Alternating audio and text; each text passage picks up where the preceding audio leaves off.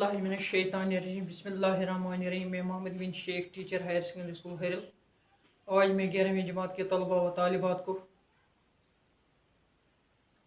गज़ल portion से शाद अजीम आबादी की हयात और अदबी मरतबे के मतलब पढ़ाऊँगा।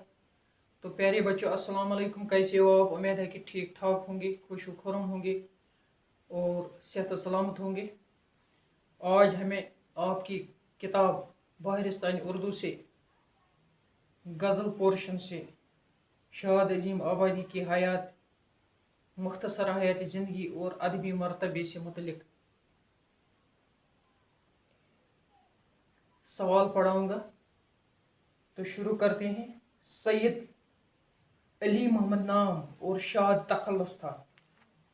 विलादत 1846 ईस्वी में अजीम आबाद पटना में हुई। अरबी, फारसी और दीनियात की तालीम लायक उस्तादिज़ा से हासिल की। शायरी में उल्फत हुसैन फरियाद अजीम आबादी से तलम्मुज़ हासिल था। अंग्रेजी और हिंदी ज़बानों से भी वाकिफ़ थे। शाद कई साल तक पटना में अंग्रेजी ऑनररी मजिस्ट्रेट रहे। इसके अलावा वो म्यूनिसिपल कमिश्नर के ओहदे पर भी फाइज रहे। सरकार से 1000 रुपया वजीफा मिलता रहा। बिल आखिर 1927 ईस्वी में इस दारी फानी से कूच कर गए। शाद ने अगरचे मसनवी, मरसिया, कसीदा और दूसरे असनाफ़ सखन में भी तबाह आजमाई की, लेकिन उनकी शोहरत का असल बायस उनकी गज़लें हैं, जो सादगी और गिलावट, तरन्नुम व शीरीनी, कैफ़ सुरूर और ताजगी व तासीर की बदौलत हमें अपनी तरफ मुतवज्जह करती हैं। इनमें आसान अल्फाज, छोटी छोटी फ़िक्री और सादा तरकीबें हैं। बयान में रिफ़त और कलाम में फ़कीराना सदा है।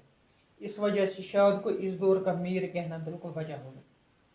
शाद ने गज़ल को निखारने, संवारने और इस्तेहकाम बख्शने में अहम किरदार अदा किया। उनकी शायरी में हुस्न, इश्क, रज़्म व बज़्म की रूदाद के अलावा इखलाक, फ़लसफ़ा, तसव्वुफ़ और तौहीद का उन्सुर नुमायां है। नज़्म नसर दोनों में मैखाना इल्हाम, रुबायात शाद, बादी इरफान, फरोगी हस्ती, सरोश मस्ती और मजमू मरासी व मौलूद वगैरह किताबें उनकी यादगार हैं। अपने शायराना कमालात और खुदादाद सलाहियत के बायस शाद कारवान सखन में काफ़ी मुमताज़ और बेमिसाल है। तो बच्चों, ये था आज का टॉपिक। कल के लिए इजाज़त दीजिए, कल दोबारा आएंगे। तब तक के लिए खुदा हाफिज़। अस्सलाम।